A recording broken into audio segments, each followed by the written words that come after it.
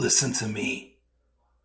If there was a wise man who would ever think of this, they would say in order to be superior to the man, you've got to be the man. For I am the man himself.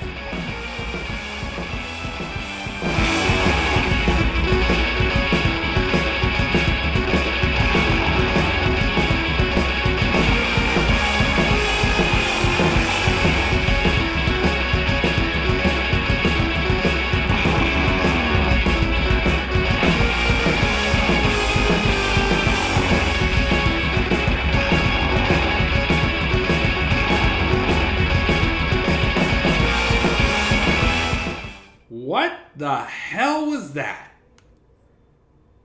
What the heck was this episode of SmackDown? Ah, God. This is an episode where you know Vince got his hands on most of this episode. There is no way Triple H would pass up on someone who is one of the top merchandise sellers, is super over with the crowd and everything. There is no way, even if there's no room for him until after SummerSlam, which at this point, I'm like, I'm going to believe this when I see it. Yeah. Because that's what I'm addicted to now. Yeah. I'm not going to believe it until I see it. And then you're going to get the same person who is having a match to earn a U.S. title opportunity, a match against the United States champion, and you're going to beat the U.S. champion clean. So why are we even doing this match next week? Huh? Made no sense. And also, Dominik Mysterio's winning the NXT North American Championship. Okay, I'm not going to lie. That's not a bad idea. That's a good way to get a title on someone who should be deserving a title right now. It's not like Dolph Ziggler randomly getting the NXT Championship as a freaking jobber and has like no momentum. Dominik Mysterio has some momentum. Why was he on SmackDown fighting a SmackDown superstar for the NXT North American Championship when he's a Raw superstar? Tell me when I'm telling lies. Did any of that make any sense?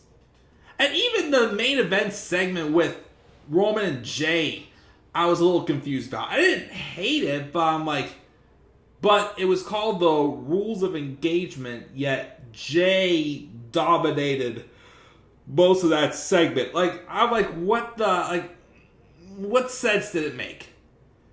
As time has gone by, back in January, when Vince McMahon found his way back into the company, he injected that lethal poisoning, whatever heck the phrase is. And then WrestleMania 39, once that was over, he really injected another dose. Because ever since then, these shows have sucked. And I keep saying, if I wasn't less than 100 subscribers away from 2,000, I would probably be taking a break again from these Raw and SmackDown reviews. Especially after an episode like this. This episode sucked. And the worst part was, I was tired watching this episode. Because I had it pre-taped. When I went to watch it Friday, when I started late, I fell asleep. Last night when I was trying to catch up and get the rest of the episode finished, I fell asleep again. I had to watch this episode almost 3 times. 3 times for this review. And again, literally nothing on the show mattered whatsoever. This show didn't get me one bit. Okay, the stipulation for the main event is going to be good for SummerSlam. But the rest of it? But of course, no need to worry, because hopefully the pay-per-view will be good. I can at least have some faith in the pay-per-views for WWE. And also, I still hope it's good because I'm going to SummerSlam. So, let's just roll in and talk about it. What's going on, guys? This is the Club of the Man 1993. And don't you ever forget, in order to be superior to the man, you've got to be the man. And for I am the man himself. And that's not just an opinion, it's a fact of life. Yeah! and we are here for my review of this past Friday's episode of SmackDown, the July 21st, 2023 edition, and it took place in at the Amway Center in Orlando, Florida. So WWE was in Disney World, possible new home for a TV deal. It will be saying, I'm Roman Reigns, the Tribal Chief, and you're watching the Disney Channel. Lovely. The product's going to get even more G-ish, more childish as time goes by. Damn it. And yes, as you can tell, I didn't like this episode of SmackDown. I hated it. I absolutely hated it. Like last week's, the stuff last week's episode with the women's world title, I'm sorry, not the world title, the women's championship made no sense. This week, what got the main bulk of the show was the United States Championship, and that stuff made absolutely no sense at all whatsoever. So, of course, the show was on FS1 as heavily advertised. We have, the opening match was the second Fatal 4-Way for the United States Championship Invitational. The winner will face Santos Escobar next week, and the winner will get a U.S. title shot against Austin Theory. Which now rumors have it, it's not even going to be happening at Summerslam. I think it's happening on the go-home show of SmackDown before SummerSlam.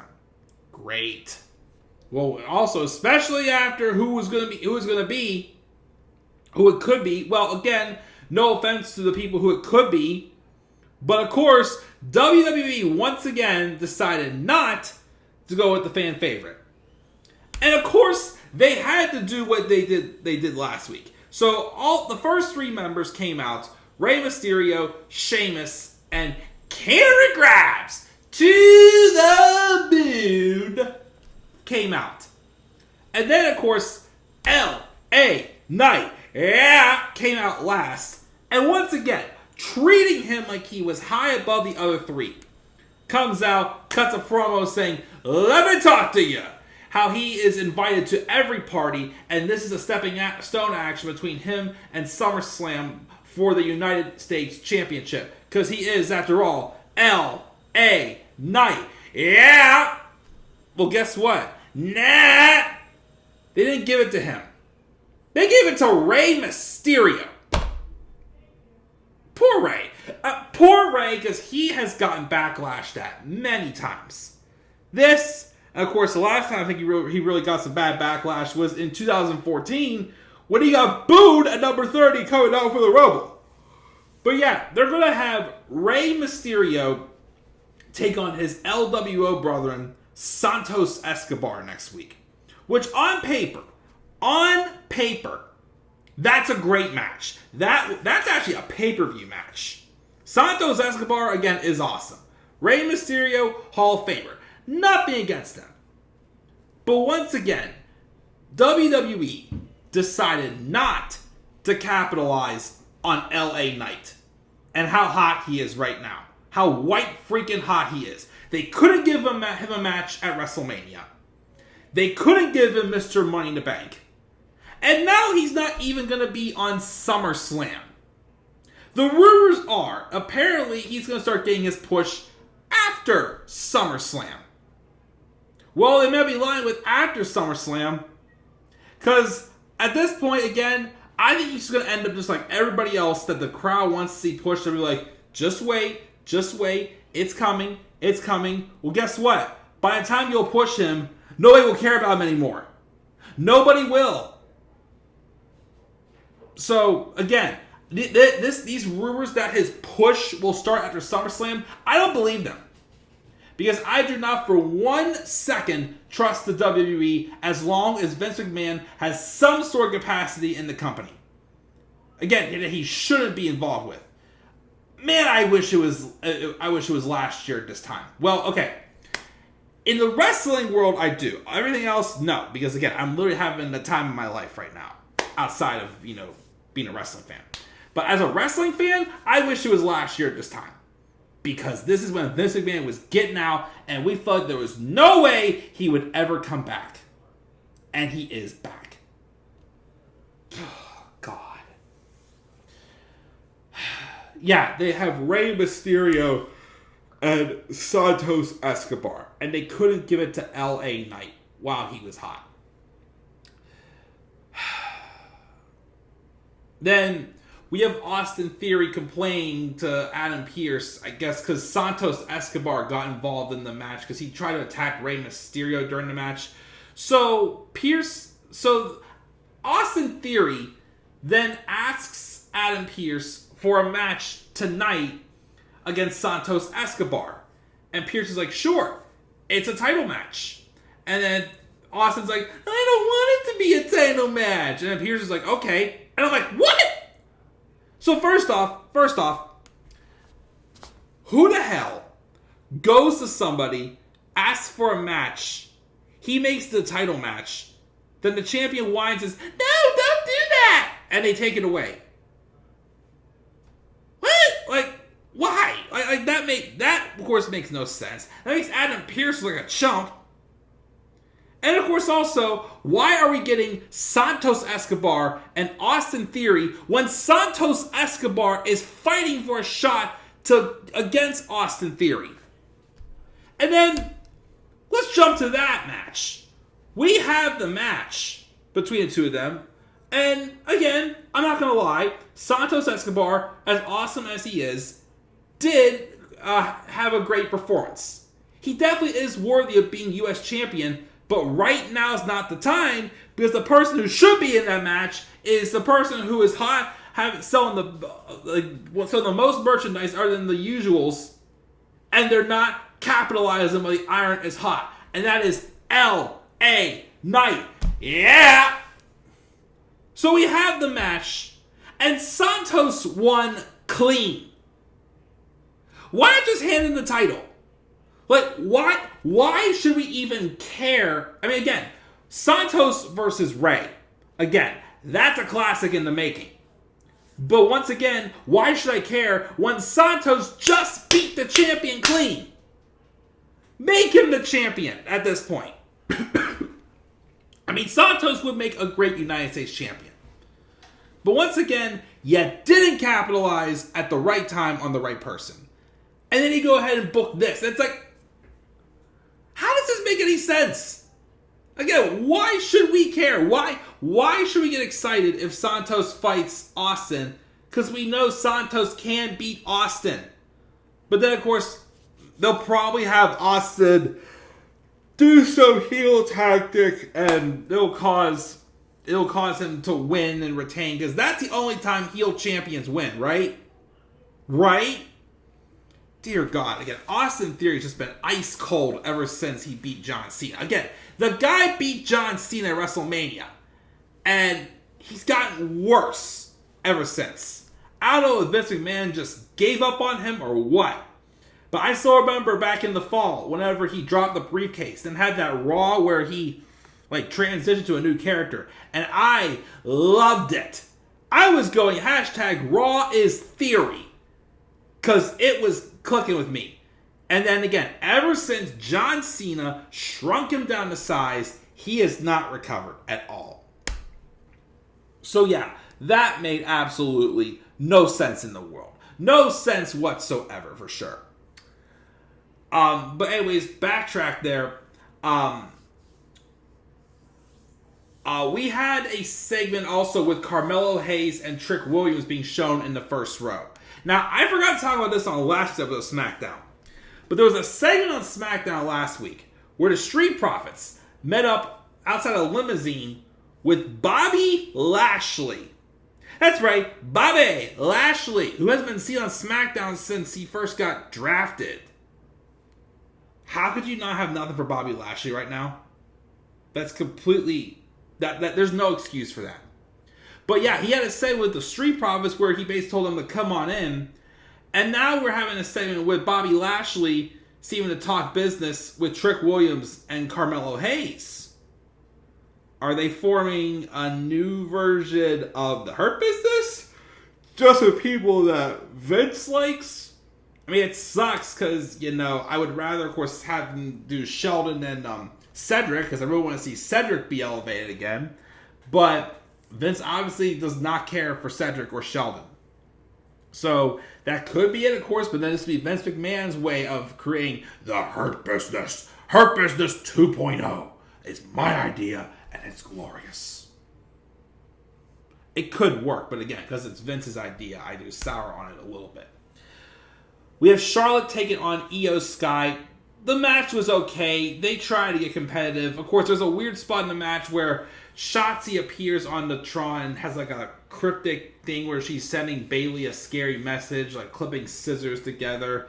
And Bayley's freaked out and she leaves Io, and Io lost to Charlotte with a natural selection. And then we see, first we see Asuka run in and try to tear into Charlotte with a cross armbar. And just a way to, hype up their triple threat match at SummerSlam with Bianca involved as well. Okay? And then, of course, Bayley and Io try to make an escape. But, of course, before they did, Bayley finds a picture of her with looks like scissors stabbed into her bag. And she wants to leave because she's a coward, as we can see. Oh, yeah, and then we got the segment with Dominik Mysterio recapping him winning the NXT North American Championship off of Wes Lee in NXT. Dom was at SmackDown. Apparently, he wanted to show his deadbeat dad what a real champion looks like. And points out that as a champion of all of North America, he outranks the United States Championship. And then Butch, Pete Dunne, rolls in and challenged him to a fight. And Dom was like, oh, no, I'm not doing that. I'm not polished. No one from NXT is here to make the match official. And, of course, he spoke to Sue. Because Shawn Michaels basically says, I can make that happen. And, yeah, we got that match later. So, again, why is a Raw superstar defending an NXT title on SmackDown? They had the match later in the show, and, it was decent for what it was. Dom did win, but definitely could have given them more time, of course, if Vince didn't limit people to time or whatnot. So, that was all BS and everything. And then finally, the main event was the Rules of Engagement segment with Roman Reigns and Jey Uso. They're all out there. Roman asked Orlando to acknowledge him, and he asked Jey, you sure you still want to do this? And Jay's like, yeah. Because he called the shot and Jimmy's in the hospital, and that means he's got to get Roman. Roman says he won't get him because he doesn't get it. He's just a soldier, a pawn in the game. And he goes ahead and signs a contract. But then Jimmy tears up the contract and says there's no contract needed. The contract is in the blood. This is tribal combat now. And Roman said, do the elders know about this? And then Jey says, it was their idea. Tribal combat means anywhere goes. Light him up with a stick, grab a chair, steel chair, through the announce table, through this table, this lady's left slipper, he'll use anything. And then Roman tells Orlando and Jey both to shut their mouths and say this isn't his first rodeo. He sets down the title on the table and stands up, and Jey tells him that it's tribal combat now again, which was awkward. Roman hesitates, but he takes off the lei and sets on the title, and he ceremoniously shakes Jay's hand and they touch foreheads. So I don't know if that's where, he wants to show respect because the family wants this, or I don't know what it is. But Solo tried to attack Jey, but Roman for some reason stopped him. Again because the family wants this, and Jey just super kicks Solo out of the ring, and it was just, awkward. Also, why did they call it the Rules of Engagement where Jey kind of dominated Roman in the segment? I thought that was weird as well, but that's SmackDown. Again, a very overwhelming, mess. I'll give it a straight D. A D, because again, we had, Santos had a great match against Austin Theory, but once again, the concept of it sucked. There was a couple good pieces of wrestling, and even Charlotte and Io was solid, but once again, it's did you really come out of the show really excited for the next show? I don't think so. They made a lot of bad booking mistakes on the show, and that's why I'm giving it a D. Like I said, even that main event segment was awkward with the Rules of Engagement. I didn't get it, but at SmackDown. Gave it a D. What are your thoughts on this week's episode of SmackDown? I'm getting out of here. Leave your guys' thoughts down in the comment section below. And be sure as always to slap a like on the video. Subscribe for more content on my channel. Follow me on Twitter at TheClubWithTheMan93. And also follow me on TikTok and Instagram at TheClubWithTheMan1993. And also make sure to check out my latest video. It is called the WWE Worst Matches of All Time 2023 version. I will be making shorts for those at that point. Probably the next day or two, also, I will get the episode 4 of Wolfenstein 3D's Wolf Bell map pack set uploaded as well. So keep an eye out on that. And of course, stay tuned as always for more content on my channel. And do not forget, in order to be superior to the man, you've got to be the man. And for I am the man himself. And that's not an opinion, it's a fact of life. Yeah!